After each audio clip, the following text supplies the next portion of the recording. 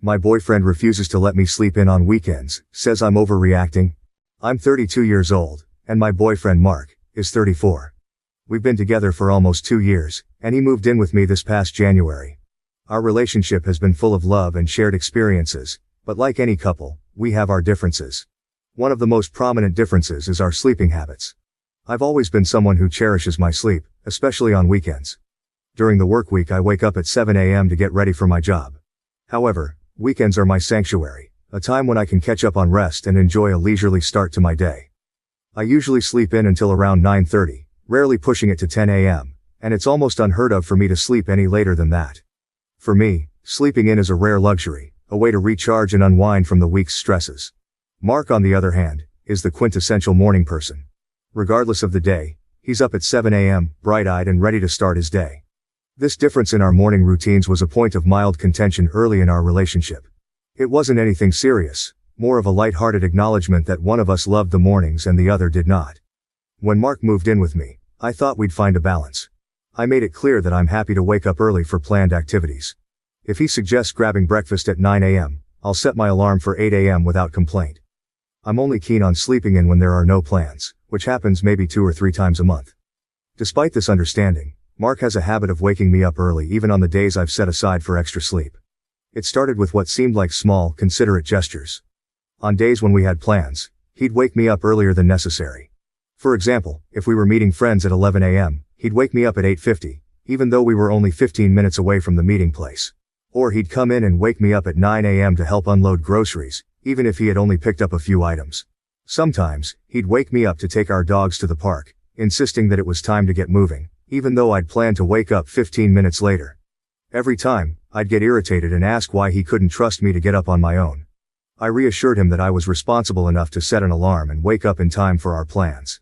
His reasons were always varied and often seemed unnecessary, leading me to feel increasingly frustrated. I started to wonder if there was a deeper reason behind his behavior, something more intentional, and perhaps even manipulative. During the week, our lives follow a predictable rhythm. I wake up at 7 a.m., groggy but ready to tackle the day ahead. My job demands punctuality, and I've become accustomed to the early mornings. I have my routine down to a science. I wake up, take a quick shower, dress and grab a light breakfast before heading out the door. Mark, meanwhile, is already up and buzzing around the apartment. His job allows for more flexibility, but his internal clock is unyielding. By the time I'm up, he's already finished his morning jog, showered, and is often halfway through a cup of coffee while reading the news. Despite our different morning tempos, we've found ways to coexist harmoniously during the week. Our mornings are a blend of quiet moments and brief interactions, with Mark often preparing a cup of coffee for me as I rush to get ready. It's our little routine, and while I'm envious of his morning energy, I appreciate the small gestures that make my mornings a bit easier. Weekends, however, are a different story. For me, weekends are sacred. I relish the thought of not having to wake up to an alarm, the luxury of rolling over and drifting back to sleep without a care in the world. Sleeping in until 9:30 or 10 a.m. is my way of recharging. These few extra hours of rest are crucial for my mental and physical well-being. They help me reset and face the new week with a renewed sense of energy and purpose. Mark, on the other hand, remains consistent. He's up at 7 a.m., even on weekends. Initially, this difference seemed trivial, just another quirk of our relationship. But as time went on, it became clear that our differing sleep schedules were more than just a minor incompatibility. Take, for instance, a typical Saturday. After a long week, I look forward to a leisurely morning. But Mark, with his boundless energy, has other plans. One Saturday, he decided we should meet friends for brunch at 11 a.m. The night before, I agreed and set my alarm for 8:30 a.m., giving myself plenty of time to wake up, get ready, and still enjoy a bit of a lie-in. Despite this, Mark woke me up at 8:50 a.m., a full 40 minutes before my alarm, insisting we needed to get going. Groggy and annoyed, I checked the clock and pointed out we had plenty of time. His response? Better to be ready early. Another weekend, Mark woke me up at 9 a.m. to help unload groceries. I had done the grocery shopping 2 days prior, and it seemed unnecessary for him to make a special trip for a dozen items. Nevertheless, he insisted I get up and help put them away. My frustration was palpable, but I complied, albeit grudgingly. His reasoning was always practical, but it felt like an invasion of my precious sleep time. One particularly irritating instance involved our dogs. We both love taking them to the park, and it's a routine we cherish. However, on a Sunday morning, Mark woke me up at 9:15 a.m. saying, It's time to get moving, babe. We should take the dogs to the dog park. I had planned to wake up at 9:30 a.m. just 15 minutes later, but his insistence left me irritated. Why couldn't he wait those extra minutes? These instances started to pile up, each one chipping away at my patience. I had made it clear that I needed my sleep, that I would set my alarm and wake up in time for any plans we had. Yet Mark's pattern of waking me up early continued unabated. Each time, I asked why he couldn't trust me to wake up on my own. His answers varied but never seemed to justify the disruption. I tried different approaches to address the issue. I communicated my need for sleep more assertively, explaining how these interruptions were affecting my mood and well-being. I even asked if there was something deeper at play, perhaps anxiety about being late or a need for constant activity. But his responses remained superficial, focused on the immediate reasons for waking me up. As these wake-up calls became more frequent, my reactions grew more intense. What started as mild irritation turned into outright frustration. I began to dread the weekends, anticipating the inevitable disruption of my rest. Each early wake-up felt like a small betrayal, a disregard for my clearly stated needs and boundaries. This ongoing conflict over our sleep schedules was becoming more than just a minor annoyance. It was a source of tension that highlighted deeper issues in our relationship, issues that we would eventually need to confront if we were to move forward harmoniously. The early wake-up calls continued, each one adding a layer of frustration to our weekends. Despite my attempts to communicate my needs clearly, Mark's actions seemed to disregard my requests. Each instance felt like a small erosion of my personal time, making me increasingly resentful. One Saturday, we had plans to meet friends for brunch at 11 a.m. The night before, I explicitly told Mark that I would set my alarm for 8:30 a.m., giving us plenty of time to get ready and arrive at the restaurant. Despite this, I was jolted awake at 8:50 a.m. by Mark gently shaking my shoulder. "We'd better get going," he said. "We have to meet our friends at 11. Groggy and irritated, I glanced at the clock and pointed out that it was barely 9 a.m., and the restaurant was only 15 minutes away. "Why do we need to leave so early?" I asked, trying to keep my frustration in check. "Better to be ready early than rushing around," he replied with a shrug. Although his intentions seemed practical, the early wake-up felt unnecessary and intrusive. I had been looking forward to those extra 40 minutes of sleep, and now they were gone. My mood was soured for the rest of the morning, and our brunch with friends felt strained as I tried to mask my irritation. Another weekend, Mark decided to go grocery shopping early in the morning. I had done the shopping just 2 days prior, so there wasn't much we needed. Nevertheless, at 9 a.m., he was at my bedside, gently nudging me awake. "Hey, can you get up and help me unload the groceries?" he asked. Still half asleep, I mumbled, "What groceries? I just went shopping." "I picked up a few things we needed," he replied, already heading to the kitchen. I dragged myself out of bed and went to help, only to find that he had bought a dozen items, none of which were urgent. The frustration bubbled up again. "You couldn't wait until I got up on my own?" I asked, trying to keep my tone even. "I thought it would be faster if we did it together," he said, as if that made perfect sense. Yet another time, on a peaceful Sunday morning, Mark woke me up at 9:15 a.m., insisting we take the dogs to the park. "It's time to get moving, babe," he said, patting my shoulder. "The dogs need their exercise." I had planned to wake up at 9:30 a.m., but those extra 15 minutes of sleep were precious to me. "Why can't we wait a little longer?" I asked, my voice tinged with frustration. "It's better to go early before the park gets crowded," he replied, seemingly oblivious to my annoyance. These incidents were becoming a pattern, and each time, my irritation grew. I tried to communicate my needs more clearly, telling Mark that I valued my sleep and would appreciate it if he let me wake up on my own. I reassured him that I was responsible enough to set an alarm and get up in time for our plans. Despite my efforts, the early wake-ups continued. One evening, I decided to address the issue head-on. "Mark, I need to talk to you about something that's been bothering me," I began, trying to keep my tone calm and non-confrontational. "I really appreciate that you want to spend time together and get things done, but waking me up early on weekends is starting to wear on me. I've asked you multiple times to let me sleep in when we don't have plans. Can we please find a way to compromise?" He listened, but his response was dismissive. "I'm just trying to be helpful," he said with a shrug. "I don't see what the big deal is. We get more done this way." Frustration boiled inside me. "It is a big deal to me," I replied, struggling to keep my voice steady. "I need that extra sleep to recharge. It's affecting my mood and our relationship." Mark seemed unconvinced. "I think you're overreacting," he said. "It's just an hour or so. You can't let that ruin your day." Feeling unheard and dismissed, I decided to drop the subject for the moment, hoping he would eventually understand my perspective. But the following weekend, the pattern repeated. After a busy week at work, I was looking forward to a relaxing Saturday morning. I told Mark the night before that I intended to sleep in, as we had no plans until the afternoon. He seemed to understand, or so I thought. At 9 a.m. I was once again woken up by Mark, this time gently flicking my nose. "Time to get going," he said cheerfully. "We should take advantage of the morning." That was the final straw, I snapped. "Mark, I've had enough," I exclaimed, tears welling up in my eyes. "I've told you over and over that I need my sleep. Why can't you respect that?"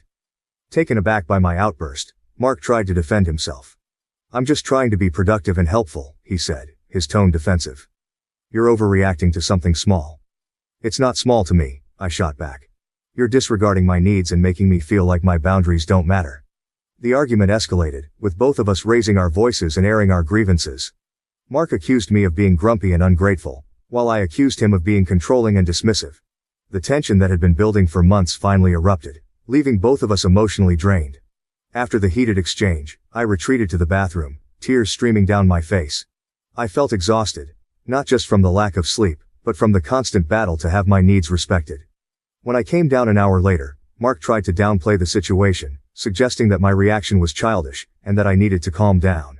His words stung, deepening the rift between us.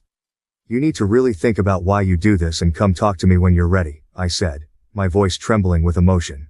We managed to get through the rest of the day, hosting our Mother's Day lunch with a facade of normalcy. But the underlying tension was palpable, and Mark's avoidance of any real conversation only added to my frustration. The unresolved conflict cast a shadow over our interactions, making me question the foundation of our relationship. In the days that followed, I couldn't shake the feeling that Mark's actions were more than just inconsiderate. I began to wonder if there was a deeper, more manipulative intent behind his behavior. Was he trying to control me, to dictate how I spent my time? Or was it simply a case of mismatched priorities and a lack of understanding? As I mulled over these questions, I knew that we needed to address the issue head-on. Our relationship was at a crossroads, and we couldn't move forward without finding a resolution that respected both of our needs.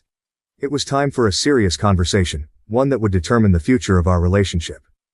The lead-up to Mother's Day was a whirlwind of activity. I had spent most of Saturday cleaning the house from top to bottom, making sure everything was spotless for the lunch we were hosting for both our mothers. It was important to me that the day went smoothly, and I wanted to show our moms how much we appreciated them.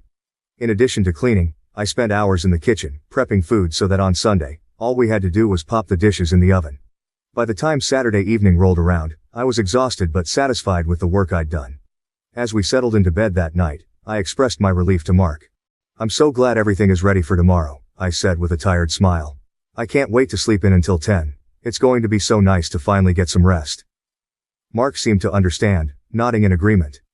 "Totally," he said, which reassured me that he wouldn't disturb my much-needed sleep. Sunday morning arrived, and I was deep in a restful slumber, enjoying the rare luxury of a worry-free morning. But my peace was shattered when I felt a gentle but insistent flick on my nose. Groggily opening my eyes, I saw Mark leaning over me, a cheerful expression on his face. "Time to get going," he said, his voice far too chipper for the early hour. "We have people coming today." I glanced at the clock. It was 9 a.m. My heart sank, and a wave of frustration washed over me. "Why did you wake me up?" I asked, struggling to keep the irritation out of my voice.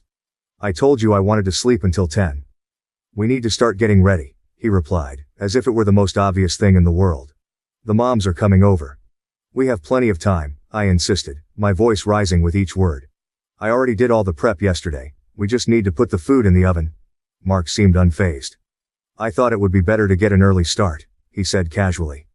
That's when I lost it. The exhaustion and the repeated disregard for my needs collided, and I felt a surge of anger and hurt. Tears began to well up in my eyes as I struggled to contain my emotions. "Why can't you just let me sleep?" I cried. "I've told you so many times how important it is to me. Why don't you respect that?" Mark looked taken aback by my outburst.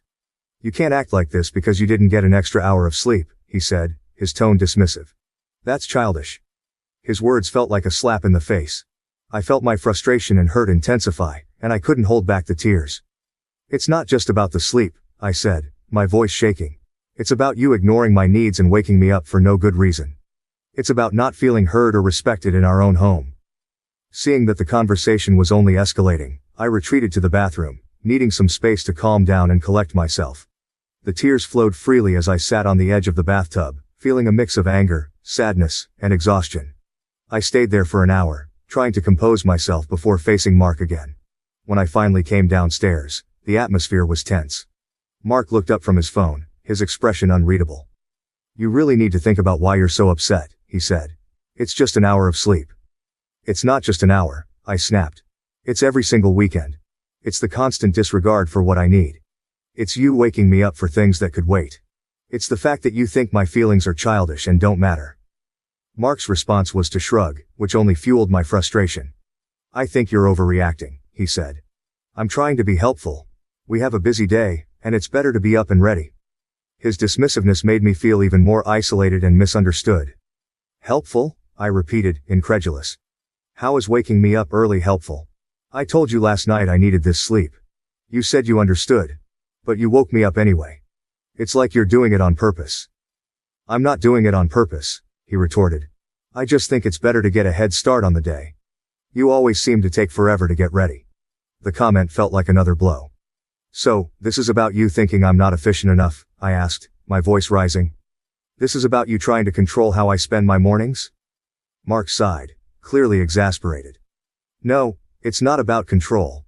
I just want to make sure we're on track. You're making this a bigger deal than it needs to be." "I'm making it a big deal because it is a big deal to me," I insisted. "You keep dismissing my feelings and needs. This isn't just about sleep. It's about respect and consideration in our relationship." Mark fell silent, and I could see he was struggling to understand my perspective. "I think we need to take a step back and really think about what's happening here," I said, trying to de-escalate the situation. "We can't keep having this same argument. It's tearing us apart." We managed to get through the Mother's Day lunch, putting on a facade of normalcy for the sake of our mothers. But the underlying tension was palpable. Every interaction felt strained, and the unspoken conflict hung over us like a dark cloud. In the days that followed, Mark avoided any real conversation about what had happened. His avoidance only deepened my feelings of frustration and isolation. I began to question whether this was a pattern of behavior that would continue, whether he truly couldn't see how his actions were affecting me, or whether there was a more manipulative intent behind his disregard for my needs. As I reflected on our relationship, I couldn't shake the feeling that this issue was more than just about our differing sleep schedules. It was about respect, boundaries, and communication. And it was becoming increasingly clear that if we didn't address these deeper issues, our relationship might not survive the strain. The days following our explosive argument on Mother's Day were marked by a palpable tension and awkwardness between Mark and me. We moved around each other like strangers in our own home, the air thick with unresolved issues and unspoken words. Mark's avoidance was evident. He seemed to go out of his way to avoid any meaningful conversation about what had transpired. His usual attempts at casual banter felt forced and fell flat, and I found myself growing increasingly resentful of his unwillingness to address the elephant in the room. Mother's Day itself, a day that I had been looking forward to, was overshadowed by the lingering effects of our argument. As our mothers arrived, Mark and I put on our best smiles, determined not to let our personal conflict ruin the occasion. However, the tension was hard to disguise completely. Our interactions were stilted, the warmth and camaraderie we usually shared replaced by a strained politeness. We served the lunch I had meticulously prepared the day before, each dish a reminder of the effort I had put into making the day special. Our mothers seemed to sense that something was amiss, casting concerned glances our way. My mother, ever perceptive, pulled me aside at one point to ask if everything was okay. I forced a smile and assured her that it was just a minor disagreement, not wanting to delve into the details and spoil the day further. Throughout the lunch, Mark and I exchanged minimal conversation, our words carefully chosen to avoid triggering another argument. It was exhausting, maintaining the facade of normalcy when beneath the surface, a storm was brewing. The usual joy and laughter that accompanied our family gatherings were notably absent, replaced by an uncomfortable silence that even our mother's attempts at light-hearted conversation couldn't fully dispel. After our mothers left, the silence in the house was deafening. I sat on the couch, staring blankly at the television, while Mark busied himself in the kitchen, cleaning up.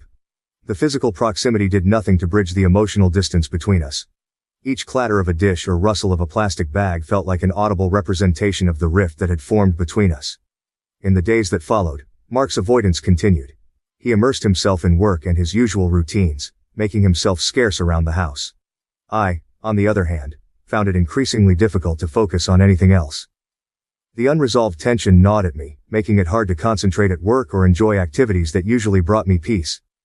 Sleep, the very issue that had sparked our conflict, became elusive. I would lie awake at night, replaying the argument in my mind, trying to understand why Mark couldn't see how deeply his actions had affected me. We had several brief surface-level conversations, but none of them addressed the core issue. Each time I tried to broach the subject, Mark would deflect or minimize my concerns, insisting that I was overreacting. His dismissiveness only added fuel to the fire of my frustration. It felt as though he was deliberately ignoring my feelings, refusing to acknowledge the validity of my need for rest and respect for my boundaries. One evening, I decided to try once more to address the issue. I waited until we were both home and settled, hoping that a calm, uninterrupted setting would help facilitate a more productive conversation. "Mark, we need to talk," I said, my voice tinged with the exhaustion of the past few days.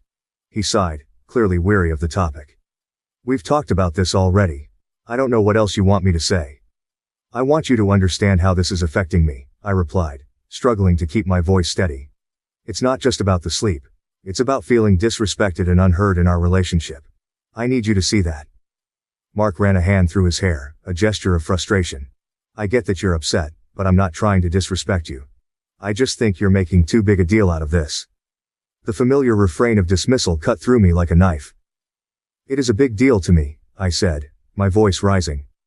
"You keep saying you're trying to be helpful, but it doesn't feel that way. It feels like you're ignoring my needs and disregarding what I've asked for. Maybe we just see things differently," he said with a shrug. "I don't know how to make you see that I'm not doing this on purpose."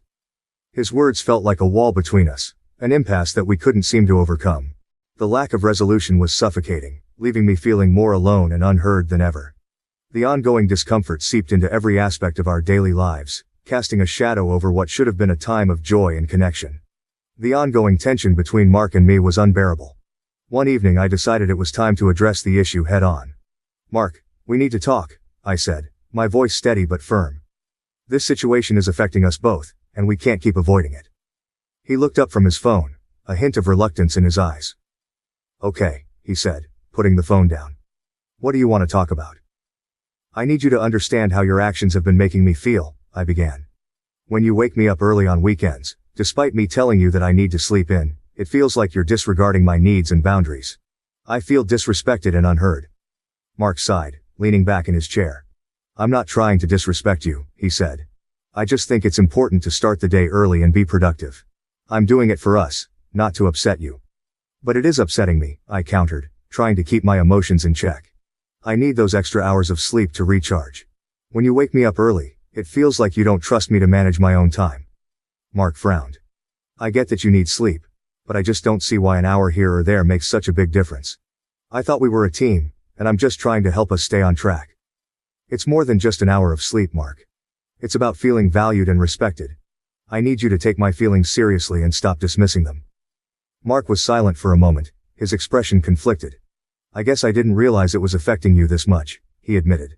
"I'll try to respect your need for sleep, but it might take some time to adjust." Feeling a mix of relief and lingering frustration, I nodded.